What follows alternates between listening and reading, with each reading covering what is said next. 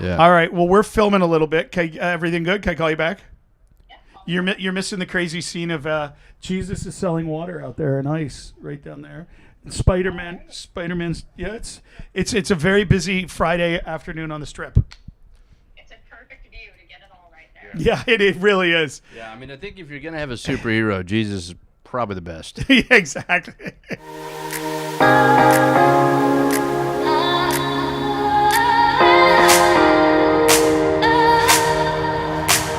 Entrance theaters right out behind that camera. And so this is my time to come out here on the other side of the country and get some incredible friends and people I know. We've had some casting directors, and now I'm taking you to the famous people, the people who, the stars on there and all that, and they're right here. Spider-Man. Spider-Man. Yeah, we got some very interesting stars down there. Biblical figures. Yeah, exactly. Jesus is selling water. Yep. Yeah, it's impressive. It is Hollywood. It is. So with that being said, I have to introduce an incredibly talented actor and his journey. And I probably should tell everybody, Robert, that we do know each other before this.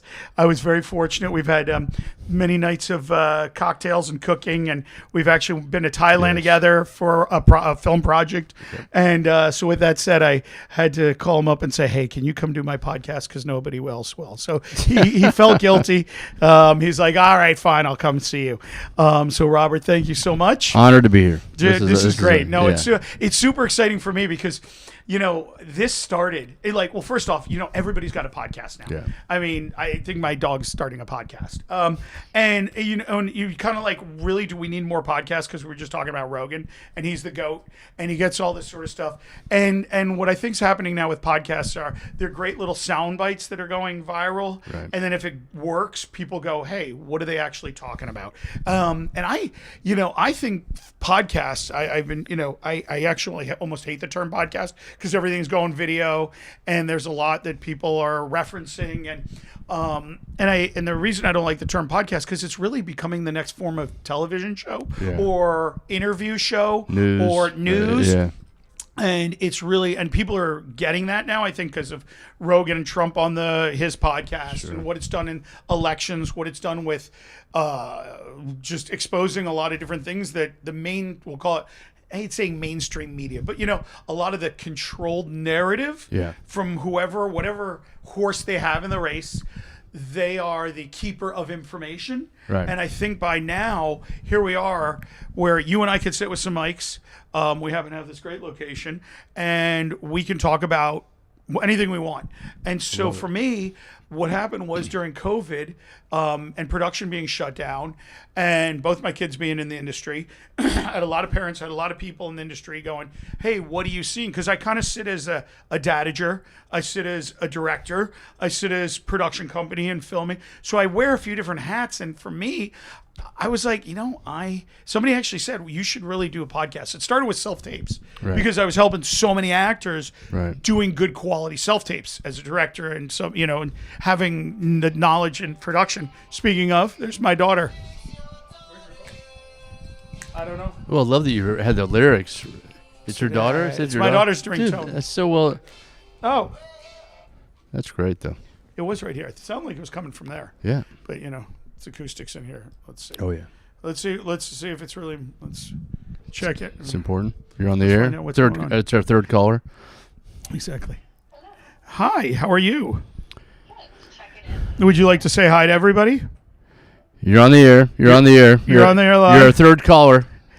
Question caller, long distance caller. It's funny because I literally just referenced my kids. Yeah. There she is. Kids in the industry. The other, say hi to your brother back there. Yeah. You have a dedication you want to make? Yeah. You want to say anything? Ooh. I'm at Heirloom Bakery in Toluca Lake, a fan favorite for sure. I like that place a lot. I used to go there a lot. Yeah. Nelson put us on this place. Yep. See, it's everybody. It's right up there with Aroma Cafe. Oh, we love our Aroma. Aroma and Heirloom. Aroma and Heirloom are the two. Yeah. All right. Well, we're filming a little bit. Everything good? Can I call you back? Yeah. You're missing the crazy scene of Jesus is selling water out there and ice right down there. And Spider-Man's. Yeah, it's a very busy Friday afternoon on the Strip. It's a perfect view to get it all right there. Yeah, it really is. Yeah, I mean, I think if you're gonna have a superhero, Jesus is probably the best. Yeah, exactly. Great. Alrighty. All right. Well, Have a good time. love you, honey. Talk to you in a little bit. Call you in a few. Bye. Bye. No, you're all good. Is that Arnold Palmer. Arnold Palmer or a? Arnold Palmer or a Mark Stevenhagen from a commercial I did years ago, but We need to insert that. Can I get the video? Please. I got to we'll put a link to this video. It's hysterical. Yeah, because I would love that. That would be a funny commercial. Stephen Hagen. It was good. I just Shall I saw hold it. this up? Arnold Palmer or Mark Stevenhagen. Exactly. Now they got to sponsor us. Yeah, and that's what I was going to tell you was someone came up to Jack Nicklaus, someone who didn't know the older golfers. I mean, okay. So they came up to Jack Nicklaus, and it's on the internet, so it has to be true. Right. Someone came up to Nicklaus and said, "Hey, aren't you Arnold Palmer?" And Nicklaus goes, "No, I'm Mark Stevenhagen." Oh, I mean, how cool is that? That's That funny. made my year. You were like, wait a minute. And That's cool. Then I know it's gotten somewhere. you Yeah, know, when it's already gone around and he but- knew your commercial. But as I mentioned, golfers used to stop me daily when that spot was running. I mean, anybody who because they know Arnie's Army. They Yeah, call it. right. I mean, Arnold, and we were talking about earlier, these golfers have groupies like rock stars, and Arnold was probably at the top of the heap. and this is back coming in the, from back in somebody the who day. hung out at the Playboy Mansion. Well, that's true. That is true. You got to consider the source. Yeah, I'm sure Arnie made it up there. Yeah. No, Hollywood, and it's the amazing part of the ever kind of contacts and different things. And it's like you do a part, and you've experienced this so many times. You play a part, and then all of a sudden it just becomes something for people. Yeah. And so here's a little commercial you did that every golfer was. No, for me, it's been commercials, or I'd say of all the movies I've done, the one that stands out is In the Line of Fire, because In the Line of Fire, that scene, they used it for all the marketing. They used it for I got in Mad Magazine, which was the pinnacle of my success. That's awesome. Yeah. That's so cool. Okay, since we're jump right into the movie. No, I love this dude because we know each other. I know we're gonna bounce around everywhere. Yeah. And there is no forum. So like I was saying, I started this before I got the call with my kids and people going, "Can you tell me what's happening in the industry now?" Right. And so I'm like, nobody knows. Anybody who says they know what's going on in the industry is full of shit, because you've got. I mean, earlier I was covering how AI, which we'll talk about later, right? AI, and then you look at COVID and the strike, and now everything is happening, and now you've got Hollywood, and I would say Hollywood is using. This isn't just me. Let's use the stock market. Right. Look at this publicly. I won't mention anything like the mouse, but publicly traded stocks. Right. That you look and they're producing projects that are just shit. Right. And it's not just shit from a standpoint of my critiquing. You're looking at what the reviews are. You're looking at the numbers of the box office. Nobody's going to see it. Nobody even cares. Yeah. Because it's so manufactured. Absolutely. It's just for the money, and it's not artists making movies. It's not the artistic. No, and you've lost so much of that independent spirit, and so much of that not trying to emulate anything else. As I was standing, I love that we're here at the Dolby Theater. This is obviously where they have the Iconic. Oscars. We're on the Walk of Fame, the Hollywood. When I first moved to LA, I mean everybody comes here. That's the first stop. And since then they've but while I was standing in the lobby, I was looking up at all the Academy Award winners over the years, and I was thinking of films like Rocky, Annie Hall, even The Last Emperor, which is more of an epic film, but all these films that were so gritty and so unmarvelish, and I'm not. That's not a slam on Marvel. I'm just saying that was the 70s and 80s. Chariots of Fire, all these films that had stories that were just so powerful, and I just think we are more in the film world becoming recycling and just trying to figure out what's going to make the most money, but I feel like we're moving back towards that. But I wanted to say too that you'd preface this by saying all these podcasts, and so you've got all these podcasts, and I know you and I met through a world that I didn't even know about with our mutual friend who had children who were influencers, and I know your children are in that, and I'm learning about this and trying to catch up with the 21st century. But I did want to say that I loved how you started or telling me about how you were conducting these interviews, which was about make your own projects. Yes. Now that can be podcast, that can be film, but my trajectory really changed when I made my first short film. I want to get into this because I do know that story. I'm just muting my phone here. I know that story, and I'm very interested in having people. Because I had John Levy here, casting director, talking about projects. Yeah, and he's making a short film. Yeah, I think you mentioned. And then I always talk about Good Will Hunting. Yeah. Was Matt Damon and Ben Affleck didn't get cast in that? Right. They wrote that. Right. Look at Sylvester Stallone, who wrote Rocky and what. And your story. So I almost think that everybody keeps talking about make your own content. Because they feel that they can't get around the gatekeepers and all that. But the reality is, even back then, you still had to fucking make your own content. So please. And once you do it, it's funny because I was standing out in the kind of waiting area, and there were 2 old VHS tapes. One of them was Ferris Bueller's Day Off, which still holds up for me. Iconic. And also Say Anything, which is another Rob Reiner. Yeah. And Rob Reiner was an actor who later became one of the top filmmakers. I mean, I'm a huge Rob Reiner fan, both as an actor and a filmmaker. So for me, I came from sketch comedy, and I was grateful. Starting in the early '90s, I started making a living as an actor, and part of it was that In the Line of Fire movie. When that thing came out, people, I would walk into casting, and they'd say, "Oh, you're that guy from that. You're in." I wouldn't even have to read. So that's what you hope for. Right. So what sticks to me, and then I started doing a lot of commercials.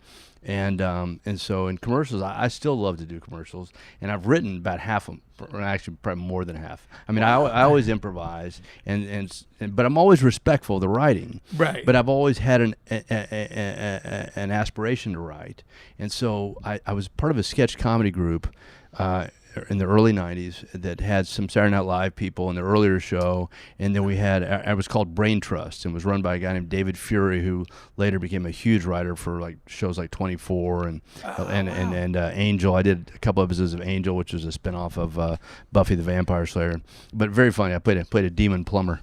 Demon plumber. But so somewhere in the late 90s, there was a sketch that I wrote, and we performed it on stage, and I had a great response from the audience, but I was neurotic then. I'm neurotic now. I would second guess a standing ovation. I never. But everybody who read it goes, "This thing is great. You should make this into a short film." So I was on a movie called Air Force One, which was same director that did In the Line of Fire. And the woman who was the coordinator, she read it. She goes, "I'm going to produce this." And most artists, I'll definitely speak for myself, I need that kick in the ass. Otherwise, I'll talk about it. Right. But she goes, "No, we're going to do this." Correct. And so we started the ball rolling, and I got a free stage at Sony Studios. I got a free camera package. I'd met this guy on a movie, and I want to give him a shout out. I hope he's listening. Bob Harvey, who used to be the guy at Panavision.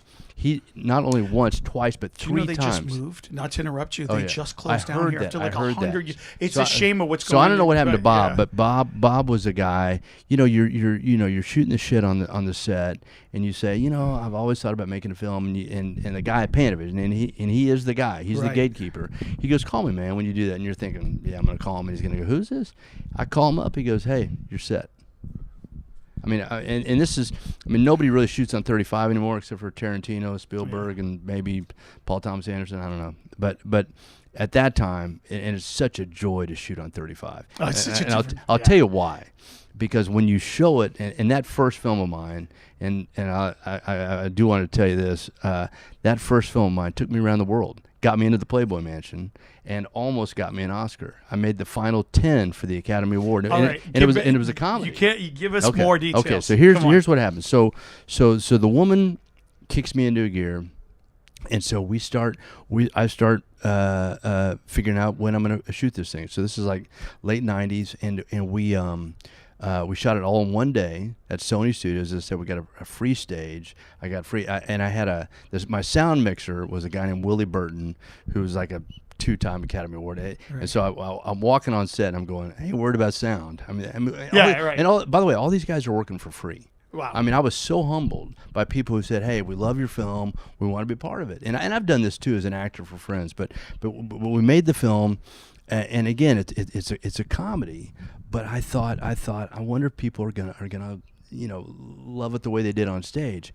Well, my first screening, I had it at Paramount, and we had 1,000 people, literally 1,000, because I showed it with another short film. Well, we spent months inviting people. Right. We had a packed. We literally turned people away, and I didn't know. Again, you don't know what you've got until you put it out there.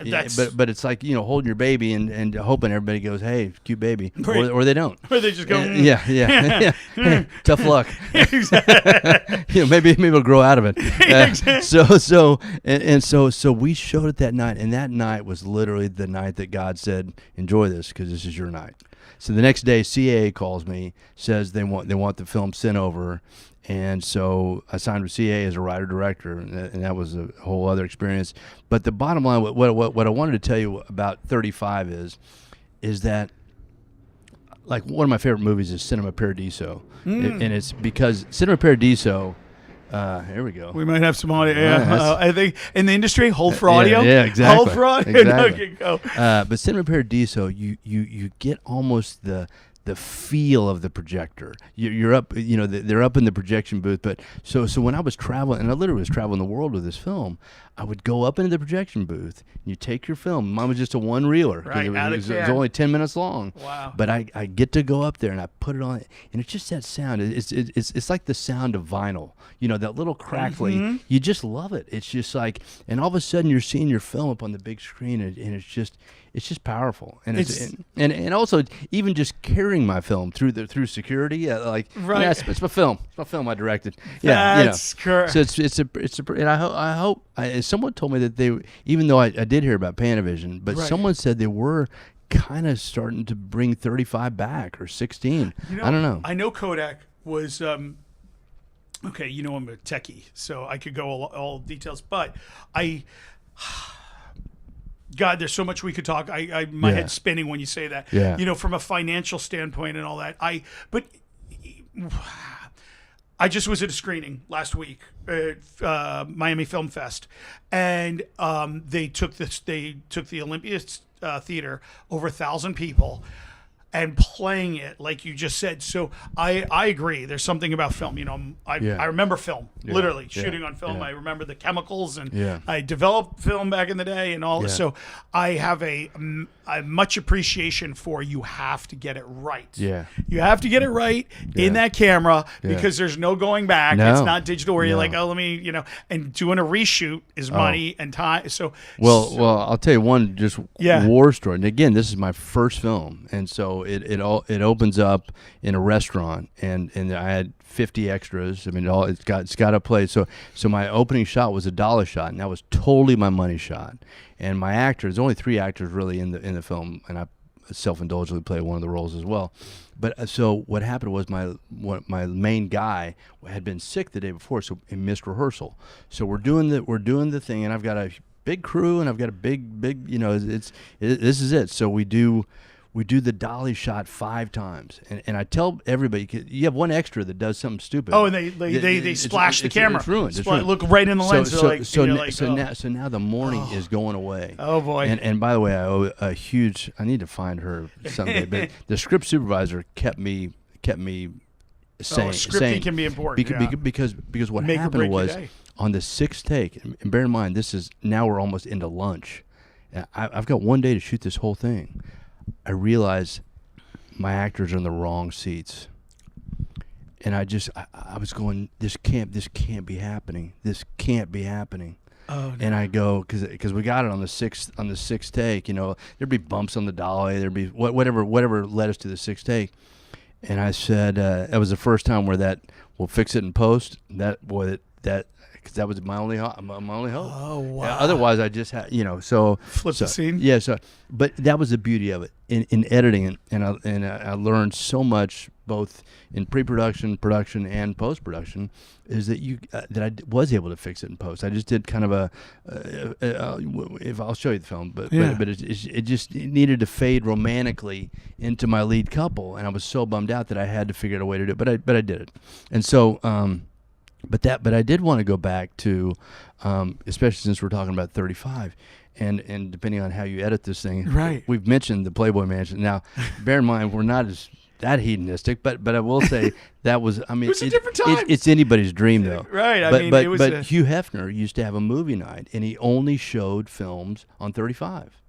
And so, he had a theater in the house, and but also, I at the time that I first tried to get invited to a party, I got crickets. My friend who recommended me, he's a big soap opera star. He goes, take your short film by there. I go, they won't watch my short film, will they? He goes, yeah, they're gonna watch it and they're gonna love it, because Hef was a huge movie guy, right. And so I took it by there, and Vic, I was like the celebrity at the first party. The first party I went to was a Valentine's party, and I walk in. There were 3 women who ran the invite list, and they were like, "Oh my God, we love your film." And then I saw, and then I like, "What?" Yeah, and then I saw, and I just sent her a message. Brandy Roderick at that time was living in the mansion, and she goes, Hef and I watched your film twice last night. We love it, and they quoted from it, and it was like, and that was it. So for 17 years, I went to the mansion parties.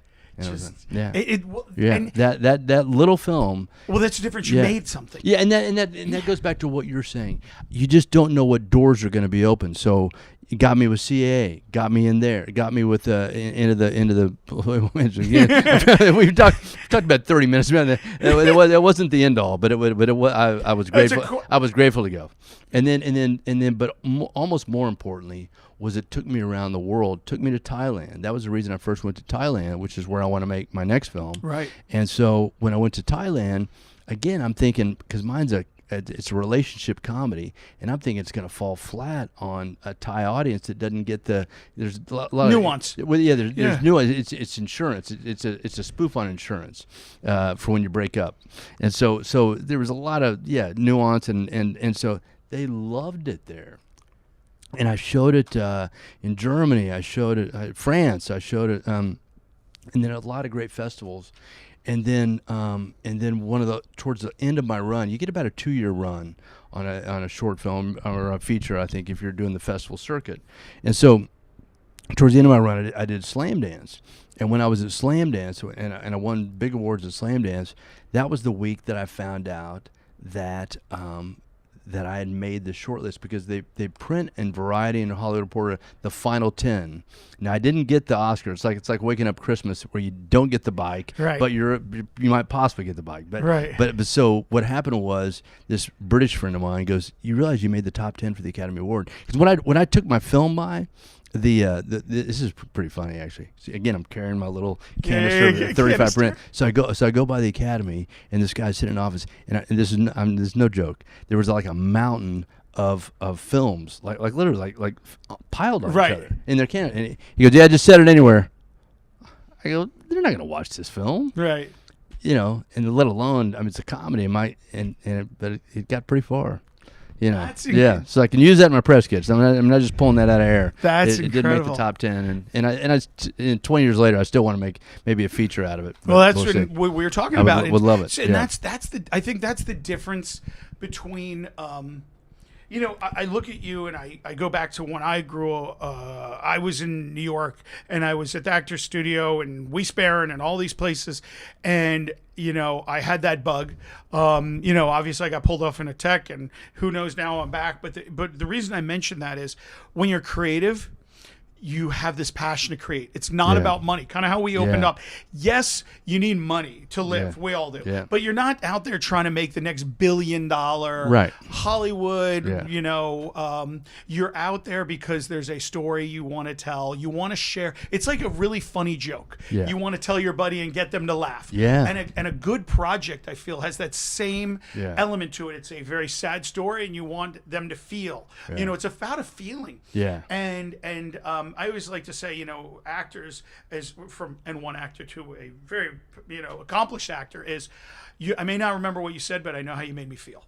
Oh, that's great. Absolutely. And because that is what you walk out with. Yeah. Right. And so Yeah. if I can deliver, if that script gives me the meat, Yeah. and then I am the catalyst, or I use my own interpretation to be that character, because what you would read versus what somebody else would read, and the reason I'm saying this, because I am going someplace with this, is, you look at somebody like Tom Cruise, who, if I said to you, help me help you, You know exactly the movie. Yeah, You know the yeah, right. yeah, yeah. It's those Yeah. lines in movies Yeah. from the days ago that an act go. And it's all go on. well only because I went off the heels of what you Yeah. just said. I was on an airplane and I was listening to this guy, and it was kind of a nerdy guy. I'm kind of a nerdy guy too, but a nerdy guy, and I think he was trying to pick up this woman, but he said something. He goes, really, movies, they all boil down to one-liners. That's really what it's all about. And I'm going, dude, I think it's a little oversimplification. Then as I'm getting off the plane, I go, shit, that guy was right. It really, when you think about it, I mean, Alfred Hitchcock used to say that if you had 5 great scenes, you had a hit movie. And it's probably pretty good math coming from the master. But also when you think about what you just said, you walk out about how a movie made you feel, but also when you remember, go ahead, make my day, or I'll be back, or Adrian.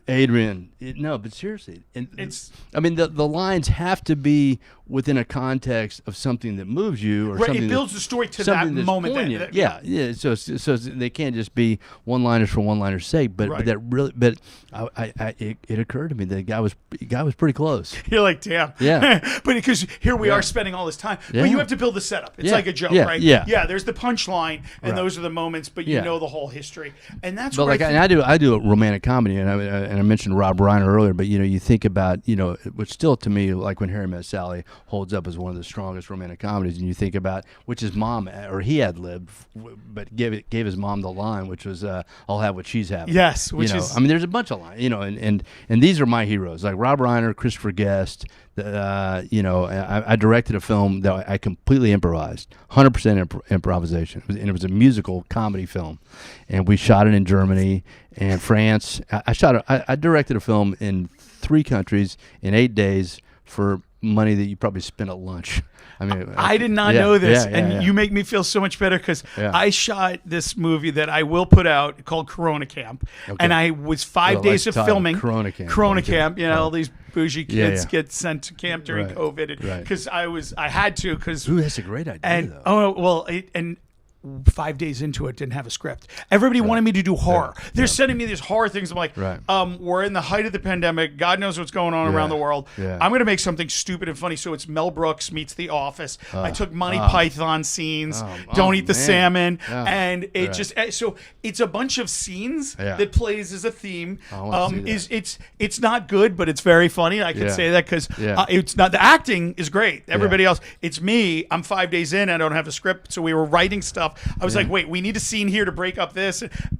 When I say a shit show is an understatement, but it's watchable. And I bet you got some gold in there. I mean, that's the thing about improv. Improv, you just don't know. Yeah, and that's the way it was on my film. I play a bad motivational speaker who I sold one book in L.A. I think we started in L.A. and it was called The North Star: Finding Your One Constant in a World of Inconsistency. So my agents tell me, listen, you're a loser in America, but apparently you're big in Germany.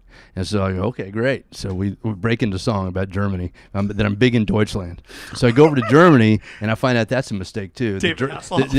No, it's funny. I asked an actress about my lead actress, who is stunning, by the way. Her name is Marika Fell, and she's stunning. And so she plays the woman who's assigned to show me around and take me to the book signing and all this. And she thinks I'm an idiot. And she thinks all Americans that think, that you can get help out of a book or a Oprah episode or whatever. And so, she's just real intellectual, whatever. So when I get over there, it's a total mistake that they hate me worse in Germany than they did in America.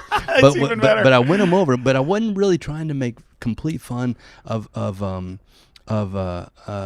motivational speakers, because I do believe there are some great ones. Yes. And I base this guy loosely on a real guy who carries around these index cards with quotes.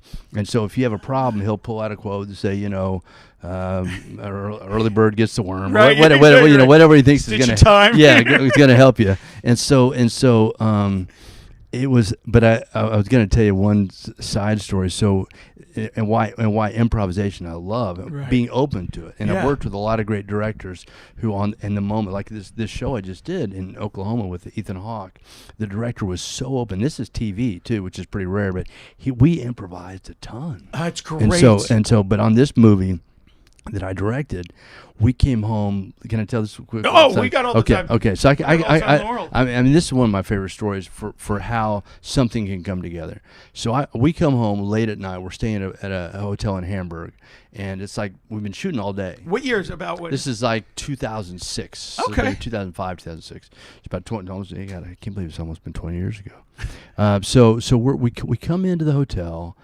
And again, my lead actress is very attractive. We come in, and out of this other room, we're high in the hotel too. It's like 20th floor or something. This guy walks out of this room, and he's just done an interview, and he's got a scar down the side of his face, and he sees my actress and goes, "Hey," and said, "They know each other." And she pulls me aside. She goes, "Do you know who this guy is?" I says, "No." He said, "He goes, he's like the." I don't think she used these words, but what I came to learn was he was like the Jimmy Hoffa of Hamburg.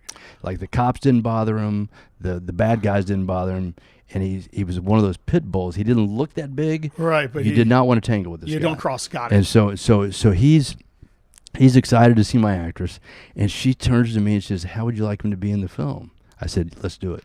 So on the spot, I wrote a scene where I said, okay, so I play a happiness counselor for businesses, and then my book, is supposed to be to help inspire people in their workplace. So I said, what if we say that he's going to show us his version of happiness?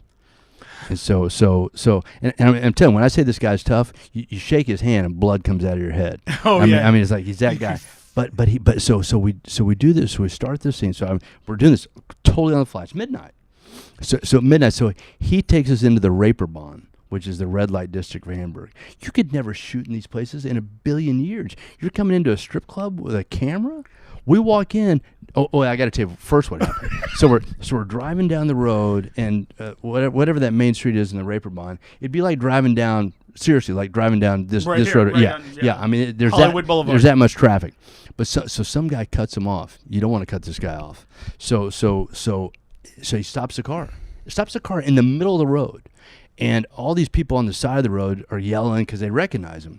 And I'm going, but I said, keep the camera going. So as the camera's rolling, and I said, and he cusses this guy out in German. And he's got road rage. He gets out of the car. Then this big guy who thinks he's probably going to, have no problem, because his name's Callie Schwinson. Callie's probably 5'6" and but tough to be about 6'5". Okay. So just flip it. The guy you don't want to take it. So this guy walks over, says something to him. In 3 punches, Callie goes boom, boom, boom. The guy just goes down. He's got blood coming out of the back of his ear. Now on one end, we still got the camera rolling. So he gets in the car, and I said, no, remember, I'm still in character. I said, hostility comes from a deep place, Callie, and I think you know that. And I've got a chapter in my book, about road rage. Now, the actress is in the back seat going, don't, he's going to hit you. He's going to hit you next. He's going to hit you. And he looks at me with his eye blood red. And I think one of two things saved my life. Either his English was not that great, which it wasn't. Okay. so that is an advantage. But the look was, are you mocking me? Right. Or the other thing was, he did remember that we were making a movie and that I was still being funny. Right. Whatever it was saved my life. But then so we go into these bars. Great. We go to these bars, and every stripper. Well, that takes some balls on your part. Dude, well, here's what took more balls. So we go in the clubs, and I told him firsthand. I said, we have no money. There's no budget on this film. Right. But I want to buy you drinks. So right. Wherever we go. Yeah. So we go in these strip clubs, and all these strippers know him. We walk in, it's like, hey, Callie, we got a big honking camera. We're using a DVX 100. Remember that? Oh my gosh, that's a big camera. Yeah. So wait, is that VHS? No, it's got this little mini tape. So the mini, okay, yeah. But it was not a subtle no, Canon none of those things or back GoPro. then. Yeah. I mean, this thing was a big camera. It's a shoulder rig. Yeah. So we go in, and nobody says a thing, and so we go up to the bar, and I said, please, whatever you want to drink. He starts buying drinks for everybody. And I'm going, oh, no. I told the actress, I said, listen, I ain't got that. I mean, he's like, come on over, everybody. The guy's buying drinks. I'm going, no. So now it's 3 a.m., and we're in the back alley And he's pissed, and he goes, man, does he know how lucky he is to, we're going to all these clubs, and nobody stops it. He goes, he does know, but he also just told me he can't afford to buy. So anyway, we talked him off of that one too. So we've got it in the film. So if you see my film, it's called Half Empty. I had sold it to Netflix, but it's not on there anymore. But I'm really proud of it. And again, yeah, but that was a. I'm gonna get it for every copy. I want you to see it. I need to watch this one. Yeah. Dude, this is that Luke Salute with me. Probably dying back there. It was fun, man. It was so fun to make, and there were so many beautiful things that happened on that film. The only others, so I told you I wrote the book. So who would go up to people randomly in the streets, and so we've got one scene with this great. He was a piano tuner, Italian. And we're at a triathlon in Hamburg, and this guy just had a heart of gold. And so I'm doing my motivational speaking. I said, people are like pianos. They get out of tune and they need something to tune. He goes, yeah, it's beautiful, yeah, man. So anyway, we have this great thing. It's in the scene, and it's kind of the scene where the girl starts to see me that I'm not full of shit. That's the moment in the movie. Yeah, right. She's looking at me. She's going. She goes, this guy is actually sincere. He actually does believe what he says. Right. And so, but what I loved was a year later, we go back and we screened it for the first time at the Oldenburg Film Festival, which is actually where we shot it. One of my producers runs the Oldenburg Film Festival. Okay. And so when we came back to the Oldenburg, I tried to contact everybody to see if they wanted to come to the film. Right. I called the piano tuner. His first thing he says, he goes, hey man, have you sold any books? He was worried about my book. I told him I only sold one copy. He goes, have you sold any books? I said, man, you should know there is no book. It was a movie.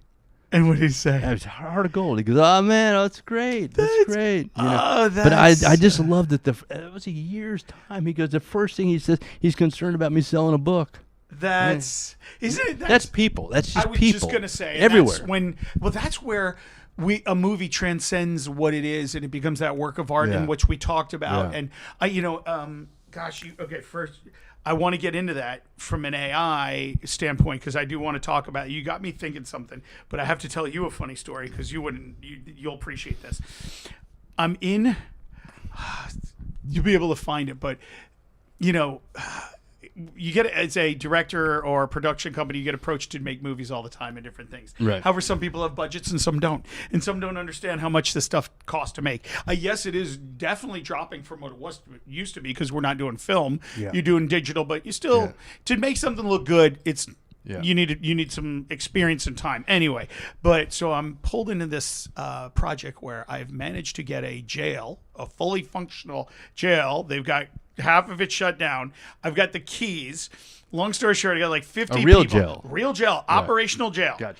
And there's a scene of me. I actually took the keys and I locked myself in the cell and was cutting a steak on an apple box because I just needed to be away from everybody, because I was like, I had it. But the reason when you say this is you never know what you're going to make and where it goes. And and there was a famous athlete who was in this movie, and we got a random phone call because people heard we were making this movie with this athlete, and the guy wanted to meet the athlete so bad. He goes, I want to be an extra. And we're like, whatever. We're like, normally you're paying extra, $100 or back then, whatever it was for the day. And they're sitting around and, now it's, okay, you guys walk from that, that to that. However, this guy comes up, he goes, I have $5,000 cash.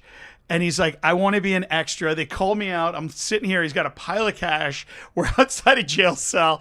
It was a scene. I'm like going, yeah, you just never know what's going to go on, do you? So I'm like, and when he was dead serious about this, I was like, I'm like, first off, it's not my movie. Right. I'm not, I'm the director, but I'm not funding it. I'm not doing anything. And the moral of this story, so I talked to the EP, executive producer, and said, here's the situation. And I go, actually, what we could do is we could have him in chains going behind the guy or something like this. And I go, because when you're in an ultra low budget, like you said, you're trying to save money. Right. It's rare when somebody's, I'll give you $5,000 to be in a little backup scene. You're like, I'm like, this could help you guys. So ironically, yes, we put him in shackles and had him dragging around, and he got to take a picture with the star. And it was, but I'm like, you just never. So when you tell me about, here's a guy and it punches them on camera. Yeah. You're like, you just, you get out there and make your stuff because there's always the happy accidents or whatever they are. And, that actually leads me into kind of going into AI and all this stuff because, and I don't want to make this about AI. But because it's such a hot topic, I'm in this new position where I'm seeing a lot of the, because I'm on all aspects of the industry, and some of the new editing tools have a lot of AI stuff built into them. They actually just announced this last week.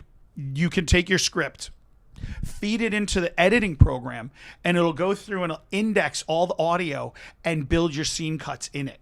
So so there's all this technology coming.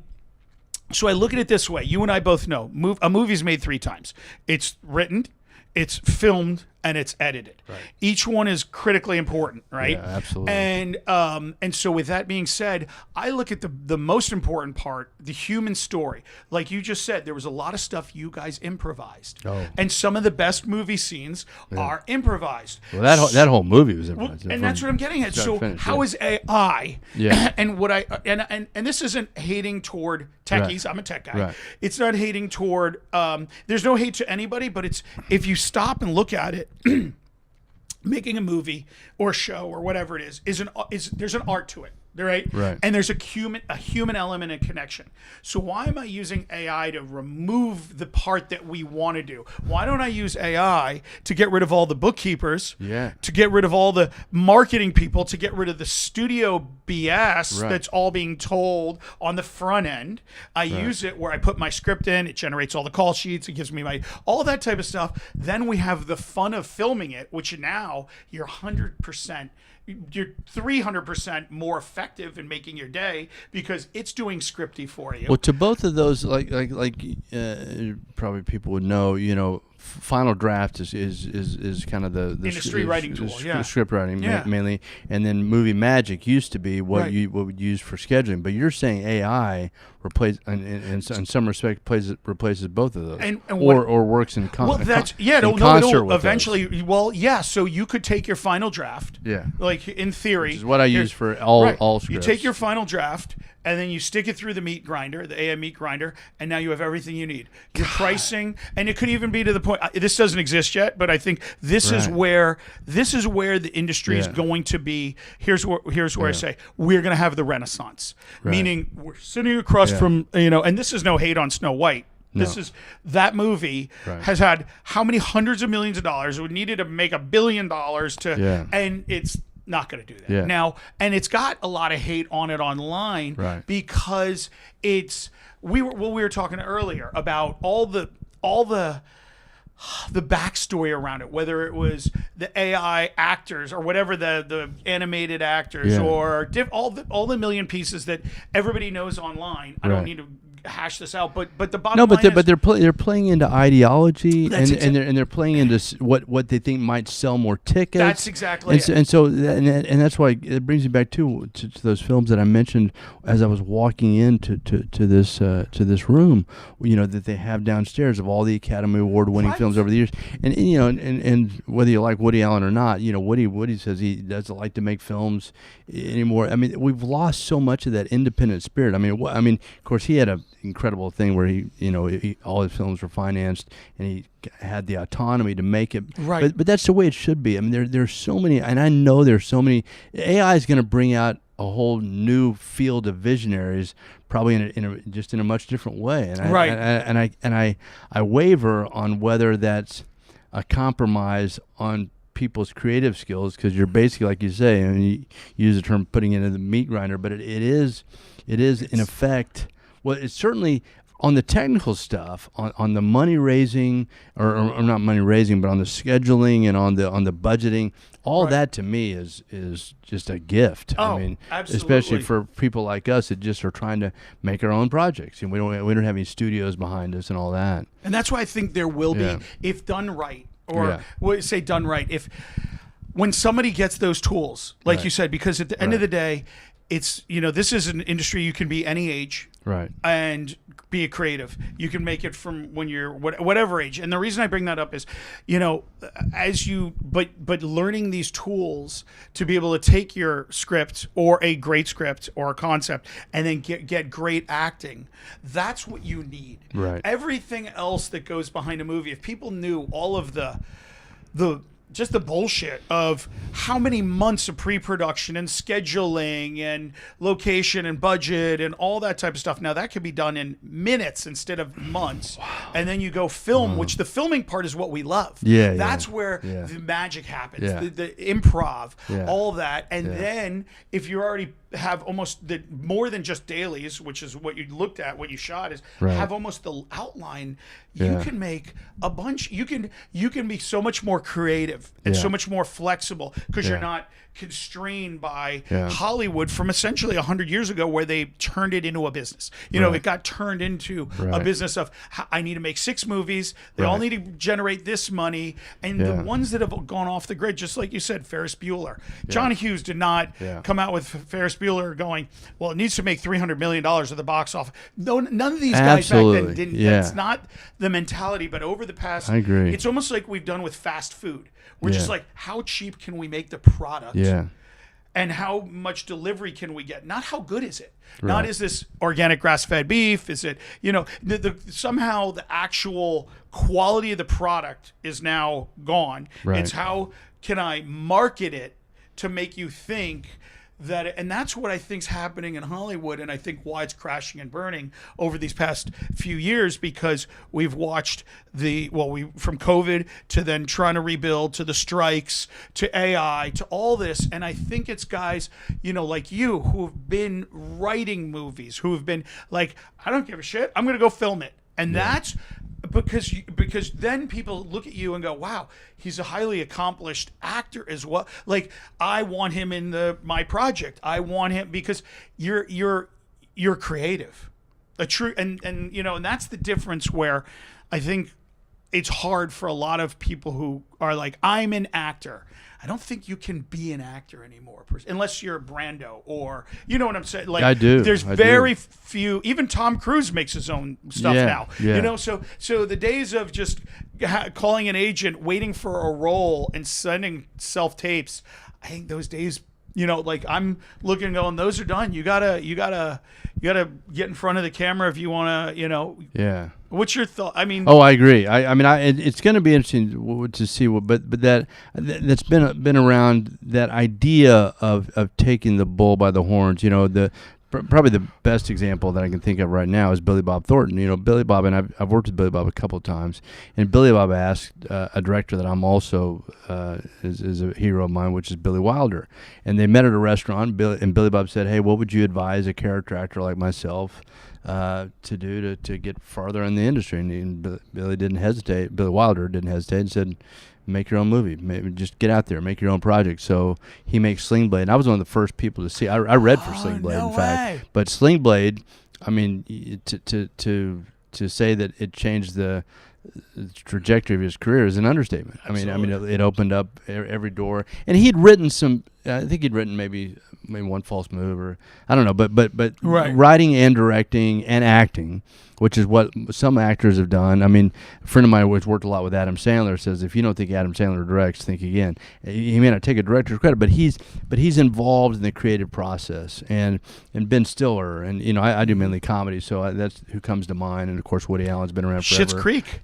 Wow. Eugene Levy. I mean, all these guys are doing, whether it's TV or film, and there's so much moving towards television too, which is, I mean, television now to me is cinematic in a way. I was going to say, what? That's as soon as you said that, like, what is TV anymore? Well, it's definitely a new platform in that you have these limited series, and they're shot. I mean, I just finished watching White Lotus because it was all set in Thailand. Yeah. And I was telling the guy that I hope is going to shoot my film in Thailand. I said, listen, watch White Lotus, because Mike White, the shots they have really capture so much of the essence of Thailand, the beauty of its of the landscape, but also the people. It's really well done. And so I think television I don't know what. Maybe True Detective was the game changer. Of course, you've got Taylor Sheridan kicking out. I mean, Taylor Sheridan is like the new, Jerry Bruckheimer, maybe more so. He's got. I think he's got 5 series maybe that are on right now. Wow. And so and he's based out of Texas, and they're doing however many episodes they do for each of them. But I think that. I think I got off subject. You'd asked me as far as just talking about what TV looks like to movie to like where's this going? Like in your opinion, because you're in it and you're trying to make a film in Thailand. And my hope is that I mean we'll always have the blockbuster movies. We'll always have the Marvel and I think those will always be appealing. But I do think it's going to start on the feature film world, and I just hope and pray that theaters aren't coming to an end. I just went to an incredible, and I want to give them a shout out. It was one of the best panel. Well, it was just an interview. It was Leonard Maltin interviewing Jason Reitman. And Jason Reitman I'd worked with years ago. Jason directed, I'm sure people know, Juno and one of the last Ghostbusters. His dad was Ivan Reitman. Right. And I've got a separate story about he and I at a film festival. But he and I became friends through the film festival. And then I did this little commercial spec for him. But anyway, he was talking about how he and a group of other filmmakers were going to buy a theater in Westwood because all these theaters are closing down. Right. I mean, you don't have, mainly probably because of the pandemic, but also because people have their own elaborate theaters in their homes. Right. But I just hope we don't lose that whole theater going experience where you're surrounded by people you don't know and you're sharing something that's this. There's something about being together in a giant and watching this. It brings people together of all walks of life. And I know I was talking about film festivals, but I do want to mention this. On one of the films that I directed recently, I went to Rome for a festival, and I was when you go to these film festivals, you're kind of grouped together. It's almost like going to camp, Corona camp, but it's like going to camp. So, but in my group, I had 2 guys from Iran, 2 from Syria. There's one woman, beautiful woman from Tunisia, one from Kazakhstan, one from London, and then me from Oklahoma. And so that was my group. For the week. And I swear to you, Vic, by the second day, we're laughing our asses off. It's almost as if we all grew up in the same place. There was, I mean, it was such a beautiful thing to see. I just wanted to almost just I wanted to show it to people that we're just so. We're all this. Yeah. It's all the same when you break it down, and it's and film and music are 2 of the greatest unifiers. I mean, and it's like, and we all appreciated each other's efforts on filmmaking, getting films made, and getting. I remember this guy from Kazakhstan was 23, 24 years old, and he knew movies like I couldn't believe. He was a young kid. I said, "How do you know so much about movies?" He goes, "Piracy." I started laughing. I go, but they want to see films. They want right. Yeah, but I guess I think it's you look back at time when the silent era changed, and one of my first movies I booked in L.A. was Chaplin. No way. And my scene was the scene of Great Dictator when Chaplin did his first talking film with Robert Downey Jr., who was phenomenal. And so, but you look back at when the silent era changed to talkies, right? When you had television, when you had the internet. So then now we're at AI, and now we're also at whatever else is changing on the landscape. Right. TV is now becoming almost eclipsing movies. Right. And so I don't know, but I do know that I believe in worldwide creativity and resilience and the human story and human nature and people that want to tell stories. And like what you were saying earlier, I'm when something makes me laugh, I want to share that. Yes. And I go, how do I do this? You know? I need Todd Phillips to come back. He Wow. make Todd all those Phillips hangovers, was amazing. and then he said, "I Yeah. can't make comedy anymore because he was Yeah. worried about getting canceled." He Yeah. made the Joker, and then obviously something happened. He made the Joker, Yeah. the musical, Yeah. which we're all allowed to have a stumble. Well, and let him get back into the comedy world. Yeah, now. you don't hit every time. You don't hit every. Sometimes you whiff out. What you thought was funny. It's like those late nights when you're sitting around with a friend, you're laughing your ass off, And you wake up, and the next morning you go, that wasn't that really that funny. funny. Exactly. But I will say, I was gonna say, oh shoot, what, No, I had a talking big, about connecting I had a big comedy and those moments and Yeah. feelings but while It'll you're thinking come that back thing, to me. while you're and that's why when we started talking and we were hanging in Thailand for a while and you were talking about the project, I was so impressed Yeah. because your background is not that well, I should say this. You started doing your own stuff and you've Yeah. still done, but Yeah. it's also, you've also been, brought into the A-list in Hollywood. And I think that by doing all of those projects and working with great people, you keep leveling up. So it's about just getting out there, Yeah. doing it. Yeah. And that's how it is going to be. And I think that, we're seeing this, this blend. How we even started talking, how you and I met was through a friend who's a huge influencer. Right. And we won't mention that he's got a giant Netflix thing going on as of yesterday, and that's a tough one. But anyway, he's a dear young man, and we know the real story. And I'll leave it at that and say, the world always finds out. They'll eventually find out. So how sometimes the narrative is changed, but coming back to how we met and then having that background as actors and doing all the stuff and coming from different things and then just knowing your journey has been super cool because, obviously we've got time to hang out and talk and obviously, my kids who are actors and there's something about that collaborative endeavor where you just never know where it's going to go. And then I'm now pitching you to come join my show. Which I'm excited about. It's And cool that's stuff. the thing. I'm first and foremost an actor. I mean, that's my first love. And I think it always will be. I do love to make my own projects, but as you know, it's tough, and that's why I self-indulgently put myself in all my films. But I did remember what I wanted to say was there's a couple things that I'm trying to develop, but one of them is a TV show, and then one is the feature film that I want to do in Thailand. But the TV show would be a little bit of an homage to the shows of the 70s. And also like Dave Chappelle and I don't know if you know this, but I came real close to getting on the last year of In Living Color. Oh my God! What an epic! But they ended up casting another guy who looked a lot like Rush Limbaugh and did a great Rush Limbaugh. So but if you remember, but the reason I wanted to bring that up was because I thought the Wayans brothers were super smart. I think Chappelle is super smart, so talented, and I think Key and Peele are just, these guys are geniuses. But they turn all this racial stuff on its head. Yeah. So whereas filmmakers now, and maybe like you were saying about Todd Phillips, where you're now afraid to say things. I mean, back then they showed you the ludicrousness of it, right. and they to me they did more.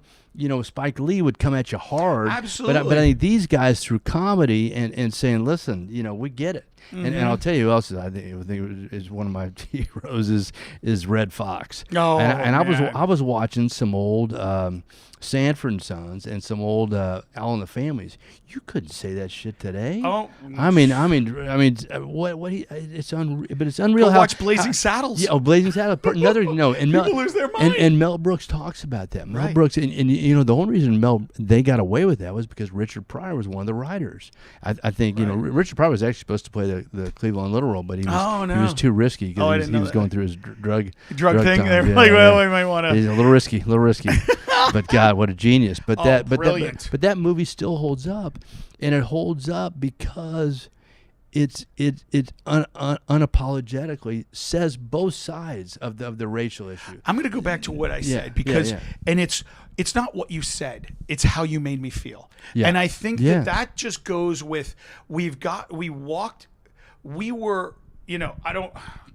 everybody's got a perspective. So, right. But mine, looking back, is you just told the story the way you wanted to. Right. And if you really had hate in you, you even back then would be, canceled or whatever the Right. term is. Right. Now people are so caught up in everybody's got an agenda. Everybody's got it. There's an economic incentive to canceling somebody a lot of times. And all Yeah. this. So we've gotten into this weird ground where comedy got canceled, all that. Thank God for Joe Rogan, who's just saying anything. He brought Texas. I mean, And what's comedy great- happened because of Joe Rogan again. And can I interject one thing? please. I'm sorry to interrupt you. No, yeah. I just want to say, because I always find it fascinating that people attack Joe Rogan for having people on his show. It's not him saying it. He interviews these people. Right. I mean, and so you can choose whether or not they're full of shit. Right. But he's just giving a platform where you won't hear this information, and you can disagree with him. But to his credit, I just think he and some of these other podcasters, and they have people on their show that mainstream media would never have, because they know they're going to go against their narrative and go against their ideology. Right. I mean, just listen to people. Let people make up their own minds. And that's where I think we're getting and how to. it makes you feel. And that's exactly what you just said is I think where we're getting to, and coming full circle of here we are on, Hollywood, you can't get more of epic Hollywood, and it's struggling. It's losing. The markets are billions of dollars in films because they're not telling a story. Yeah. They're telling a narrative. Right. They're telling a checkbox list, and everybody's sick of it. So what's now happening, I think, is you're getting people who are just saying, fuck it, I don't care anymore. Cancel me. Do whatever. And that's what's happening. Comedy's coming back. Yeah. People are over it. I'm over it. I don't care anymore. I've been over it. I'm over it. Yeah. And let's just go make something great. And what's cool is in the 80s and 90s, when you had Chappelle and you had In Living Color and you had All in the Family, even back then, you had all this, nobody cared because it was just so it's like, and everybody's like, oh well, now we've evolved or whatever. I'm like, actually, I'm gonna go with the opposite. We saw what this has done, and it's made everybody afraid. It's made everybody afraid to speak, and I'd rather you tell me how you really feel. Yeah. And then I can make my own judgment as opposed to, are they not saying that? Because it's just, speaking, see, birds are attacking. It's the birds hitting the window. I told you. So that tells you. It's a sign. That's a sign. That's it. There it is. It's a sign you're saying something right. It is. I think. Yeah. I know. I'm just looking out there. It's Friday afternoon. I wish people could see that, because this really is the world of Hollywood is, and you talk about people from all over the world. They come here. And that's what they're hoping. This is still the land of dreams, man. Here we are sitting. Yeah, I know. Come on, this is next to old Oscar. There he is. Old Oscar. It's a cool thing, and I know how blessed I am to be in this business, to be able to do different projects, and that's why the only way, I for me is you just got to be doing stuff. Yeah. None of all is going to be right. Yeah. It's not who knows? Maybe I'll make Joker 3 the musical or the whatever. But no. Wait a minute, it's an idea. Yeah. It's brilliant. Yeah. But that's where But if you're with a bunch of great people who are collaborating and you're working together, I think there's something to be said for that. You learn, even if it's you're always growing. And it's for the journey's fun. The journey's and I was going to say I agree with you that. First of all, it's one of my favorite quotes, that you make a film 3 times: when you write it, when you shoot it, and when you edit it. And you mentioned that the most of the fun, and I do agree, is the actual shooting, the actual production. But I will say there's a lot of fun to be had in the pre-production too, when you're casting and you're finding these locations, and editing. Editing for me is a love-hate thing. Because it's like, I have a lot more hate than love these days. Yeah, I've been behind it too much. I've edited too many projects. Well, and it's crazy, because when you edit, you think you've got it. You think, okay, that's it. Okay, I'm done. And then you show it to somebody, and this is my own little quote. Maybe this will be in a book someday, but I call it the cow theory. So you've seen the film 100 times, 1,000 times, whatever. Your editor, you know it. No, so you know you liked it. There's no question marks until someone who knows nothing about it watches it and says, "What about that cow in the second scene?" What cow? There's no cow in the second scene. And sure enough, there's a cow in the second scene that you never saw. I mean, that's the extreme. But I've been there. I've seen it. I worked for a producer, and Kevin Costner was one of the producers on it too. And can I tell you a quick story? Oh yeah, of course. This is an editing story. These are great. Yeah. If anybody's interested, so we're sitting behind, and I was an assistant to a producer who went on to produce a little film called The Lord of the Rings. When the Academy Awards. I think I heard of that one. Yeah. So I'm working for him as an assistant. But he gave me a lot of autonomy, and we're sitting there. We had the big audience. The big audience was where they just fill out the forms. Yeah. And then they've all left. So now we have 20 people, and the demographic skews a little younger. And so, but the thing that's most important to the film is when you know this couple is in love. That's the key. You got to know when the couple's in love. And it was a cinematographer turned director. So we all knew, including Costner, including Barry Osborne, who was the producer, and the director. We all know it's one of three scenes. It's either the skinny dipping scene, which is beautiful shot, this lake, or it's at a park, or it's a bedroom scene, a very intimate, romantic scene. So it's one of those three scenes. But we need to hear from this group of 20 which one that is. So we're all sitting back. They don't even know we're back there. So the moderator says, the filmmakers would like to know, when did you know the couple was in love? This guy he had a ball cap on, he's like 25 years old. He shoots his hand up. He goes, I know for sure. He goes, okay, well, thank you. Well, you'll be of help to the filmmakers. He goes, well, when did you know? He goes, when he was choking her in the kitchen. This is what I mean by the cow. We've all seen it 1,000 times. We're going, shit. You saw how jealous he was. We all look at each other. I still get goosebumps. I go, the kid's right. And the girl next to him goes, I didn't even think about that. He's right. That's when I knew too. And here you made the movie. But that changes the film. Yeah. Because that is, film structure. Yeah. You've got to find that.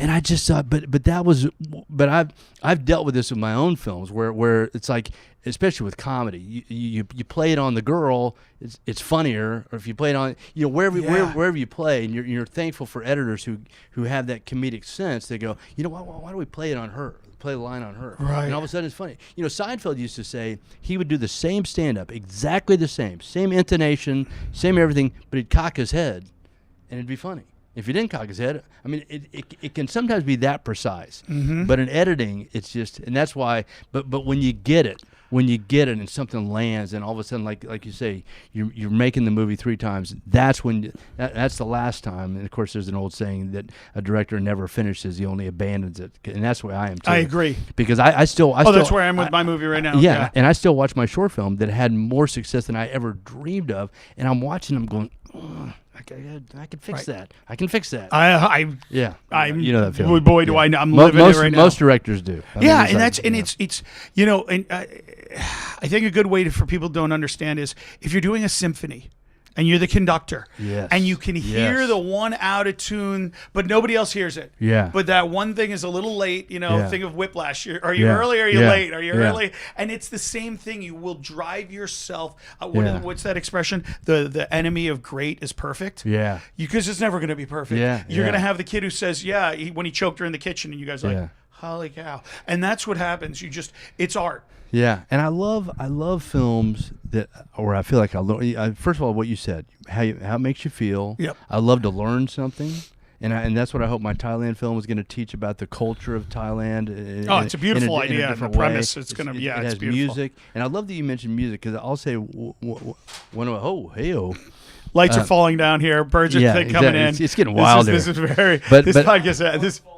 But one of the films that really changed my whole appreciation of music was Amadeus.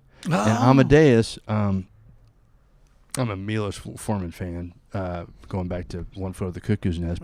But watching Amadeus, to me, classical music used to be one big blob. It was just like, it's Muzak. Right. And there's a scene in Amadeus where Salieri's talking about Mozart, and he's jealous of Mozart. And he's jealous because everything just comes naturally to Mozart. What he has, but what it does, it's a scene where he takes every instrument and talks about the emotion that Mozart is getting out of him. Yeah. And I'm just like, holy crap! I go, that's what that's doing. That's what that does. And it sounds probably, for anybody who knows classical music, I'm an idiot. But for me, it was a great example of a movie that just, but watch it. But when we go out, we should look, because you have Rocky, and you think about a film that was made with an independent spirit. Stallone held out. He goes, I'm not making this unless it's me. Right. And I'm also and I want it to be, But all these films, I was just reminded of just the humanity of them all. Yeah. And they're all, even the comedies, I mean, they all have such humanity, and so much to learn from, and so much to feel from, And that's what Rocky really makes you feel. I mean, talk about a movie that makes you feel. Right, and that's the key. I think is people, and we've gotten to that point now when we say make you feel, I feel that lately it's all been a different, I'm not going to say a bad feeling. It's just a feeling I'm not going to lie. I'm not a big fan of all the stuff that's been, I go back to some of the, it's just, I want something that's, I don't feel like I got to go watch the movie and take a shower.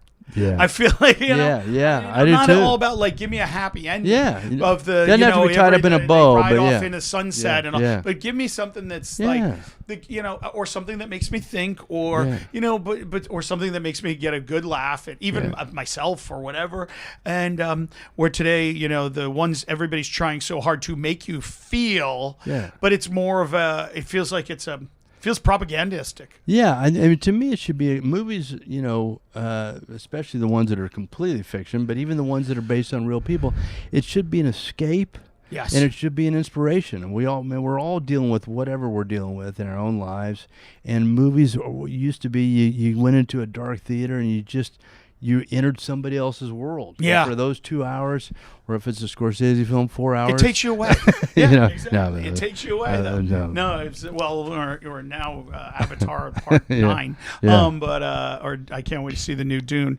We got lights back here. It's like a it's a lightsaber. Yeah, we got the force is strong with him with this one. I can see it as he holds that. Luke, Luke, I am your father. Yes. Anyway, so I have to probably strike that, or they'll sue me for that. That one line there. Yeah. But wow, the strip's going. Well, I could talk to you all. Well, we have a lot more to talk about. Yeah. I'm going to try and convince you to help me with this show and all this other stuff. And but anyway, and you with mine. Yeah. Well, maybe we'll shoot both of them at the same time in Thailand. Thailand people, look out for it. Here we come. Although no, I could go off and talk all about how great it is there. On a closing note, I'm thinking for everybody who wants to get into the industry, you as a highly accomplished actor, movie maker, been in the space, what's going on today? What is it that someone, obviously I think we've said it a million times in a million different ways, make your own stuff. But give me something, if you were to give somebody some advice and say, hey, I always tell them it's never about the camera. It's about the lights and the lens. When they come to me as that aspect, or, young filmmaker, when it's from the filming standpoint, from your standpoint, writing, rom-com, comedy, horror, any way you want to answer that, or what they shouldn't make, what they should make. What's your thoughts? Well, I err towards comedy, but I think the old, there's a lot of old sayings, write what you know, and write from the heart, and again, like what we've talked about before, you don't need to.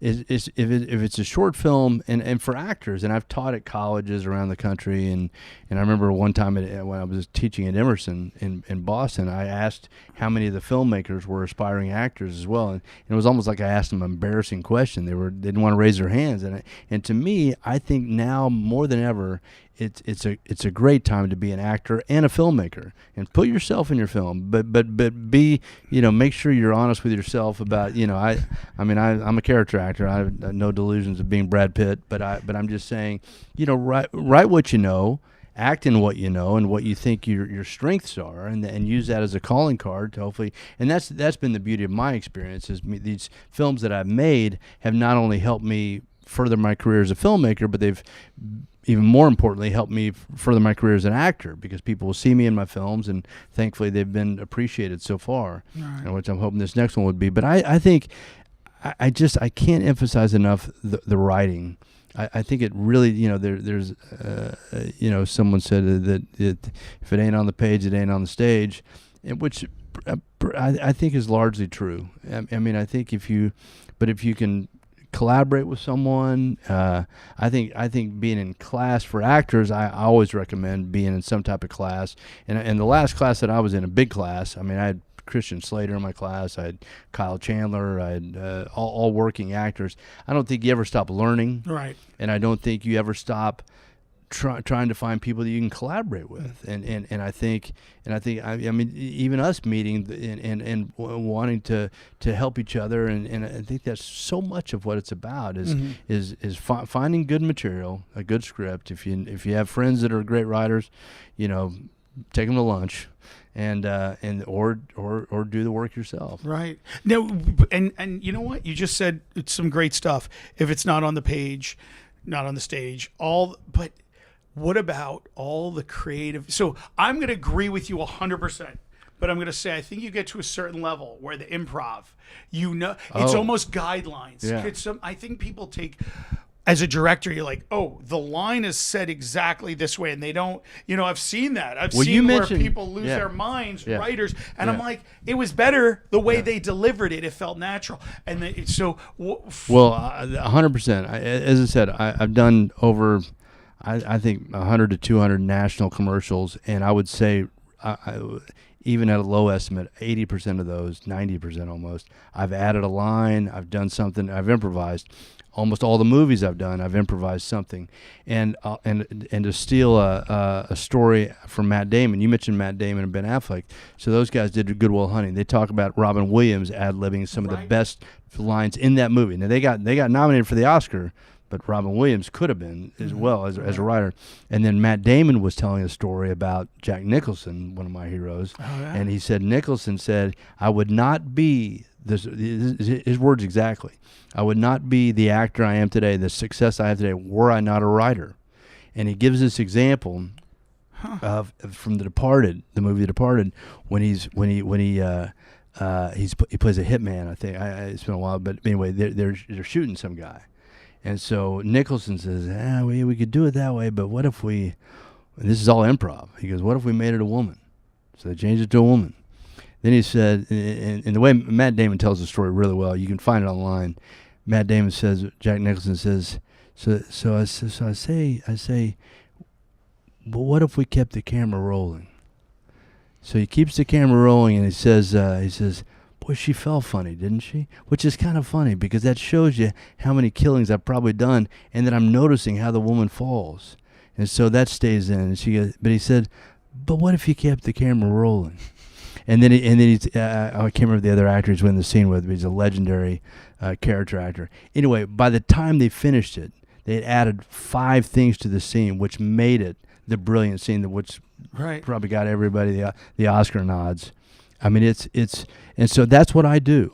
When I've coached actors, I'll say, listen, respect the writing, respect what they've got, but just say, but what if? Right. What if we kept the camera rolling? And I say, well, I'm adding to. I'm not taking away, but I'm making it like on In the Line of Fire. This is a good example of an improv. On In the Line of Fire, I play a good old boy hunter. Right. He's a good old boy, and I knew this guy the minute I read it. So in the film, I rewrote. And this is my first film. One of the first films I booked, so it's pretty cocky to do. But I said, in the scene, I say, do you mind if I shoot the gun? I said, I don't think that's how a good old boy would say it. I said, you mind if I give her a little dance? Just change one line. Yep. But I've had people remember that line. Speaking of one-liners, and I gave her a little dance, and then I said there were 2 or 3 things that I improvised, and the director loved it, and the writer loved it. Right. So I just think if you can, really take to heart what the intentions of the writing is, and the character, of course. But I think if you make it your own, it's really about making it your own. Absolutely. Making it your own as a writer, making it your own as an actor, making it your own as a director. That's the director's job to pull the actors who aren't, you give Robin Williams a microphone and God rest his soul, he gives you 2 Aladdins, they said. Well, yeah. But that's exactly it. And, knowing, and that's what I think the biggest holdup with actors is they're afraid to make a mistake. They're afraid to go off the page. Yeah. They're afraid to just let it out. And the more you do, you get there are some crazy ones out there. There's some, but a good director will get you in to where you feel safe to do that. The creates that safe space. Absolutely, that's exactly it. Yeah, and you're trusting. Everybody's it's such a collaborative thing, and it's just it's funny, my favorite thing to do as a director. When they're done with it, when you've already got it, and we say we've already got it, move on. I go, hold. I go, and I always say to my actors, I go, listen. I know you got one in you that you didn't do. Yeah. Give me one for the you. And that's become my, I know other people have done that, but I'm just like, no, I know I got it. Yeah. So now what do you have that you've been, because now you've been rehearsing it, you're comfortable with the line, and you can always bring something, and it's always better. Yeah. It's almost always better than what we've got. Because it's like you've flushed it out. You're relaxed, and that's Gene Hackman was talking about that. He's talked about relaxation. He said that's one of the first things. And that safe zone. Yeah, and there was another, relaxation and concentration. Those are the 2 things that he said were most important for an actor, relaxation and concentration. And the combination of those 2 together just it makes for gold, when you've got good writing especially. But it's like oh God, there was something else I wanted to tell you. You said something about Robin Williams. Gonna have to stay tuned. Well, it's just like no, I do know that with like actors like Robin Williams and they would do takes fully scripted, and then like what you're saying, just let it go. I remember now what I was going to tell you. This is an editing trick that I learned. So my second film that I directed, I was really honored to do it. I mentored an inner city kid. So these kids had never acted before, and these kids were the real deal. My kid that I mentored had both his parents were in prison. I mean, very little. It was tough life. Tough life, and I'm grateful to say to this day he's doing great. Oh, that's awesome. And I think this film helped him. But when we shot it, I was losing my mind because these kids, like I had one kid who kept putting gum in another kid's hair that I had to take it out in between takes. But the thing that I knew, I just wanted my kid to relax into it. But here's my little trick. It's kind of like Nicholson again. I kept the camera rolling, and so I used stuff in between. Yes. That it was not even in the scene. It was the kids just doing being bored, and that's what I wanted. It's funny. But I remember with my editor, I go, no, that moment right there before we go to the scene, that's what I want. Right. He rolls his eyes. It's perfect. Yeah. Oh no, I love it. I'm sure you've done it. Yeah. I saved a few movies or helping some in the edit because you get in there and they give you none of this works, and then before the camera starts rolling, somebody's because they're more relaxed. They don't hear action. Yeah. More of a novice actor sits there and they're just like this, and then they hear action and then they go. Yeah. And you're like, I can't use that. So when you catch them up, so I love what you just said. My last thing that I did, I just did a couple weeks ago. I'll give it a plug. It's called The Sensitive Kind. It's going to come out in September on FX, and it's Ethan Hawke as the star, and he was incredibly fun to work with, and we did a lot of improvisation. Sterling Harjo created the show, same guy that created Reservation Dogs, all shot in Oklahoma. Great cast: Kyle MacLachlan, Tim Blake Nelson, who I'm actually getting ready to do his film, and Gene Triplehorn. Oh my gosh, a lot of great people. But anyway, we had so much fun improvising, and Sterling, to his credit, I mean, he was. I felt like I was working with a guy that had been doing it for 50 years because he was just so loose, and Ethan Hawke was so great. We all broke. Wow. I rarely break. I mean, it's got to be really hard to break. But we had so much fun, and like you say, I don't know what they have in between, right? But I have the feeling there's some stuff that we did in between takes, right? That they're gonna that might make it in. That's see. Awesome. I just hope, I hope it cuts together the way you hope, and that's the other thing. You never know as an actor what's you put it out what's going to go bye, and but you hope you did your job. Well, that being said, I think we've definitely shared some nuggets of wisdom. Yeah. And some great stories. Should we toast microphones? There you go. Cheers, buddy. I can't thank you enough. Oh man, it was an honor. This Wow. was so much fun. It's this is why I enjoy doing it. Yeah. The one person who's going to watch this, I thank you. I thank you very much. I thank you too. Yeah, exactly. This is my camera to thank you. Right, this is really awesome because and again, if we could share anything, none of this existed when I was young, and I was in New York City running around doing different actor studio or web playhouse or We Sparin or all those, and I'm spending money and I'm running around trying to get it, and now today buying books at Samuel French. Oh my God, all of them, and I'm like, now if I could have got somebody who just said, shut up, go film it, go make some shit. It would have been a different. And now, so here I am going, hey, let me get. I told you the birds are coming. Come on up. Yeah, exactly. Next. Or maybe that was one of the tourists throwing stuff at us. Yeah, anyway, so thank you for sharing. Thank you for watching, and there'll be more coming at you soon. Sweet. And stay tuned to see what's it called? The sensitive kind. The sensitive kind. The next thing, yeah. All right. Yeah. And then off we go to Thailand and make your show, Yeah, and that's called Take a Hike. Yeah. and then we got mine coming out to Miami and Tokyo. It's gonna get exciting. It's good. All right, everybody, take care.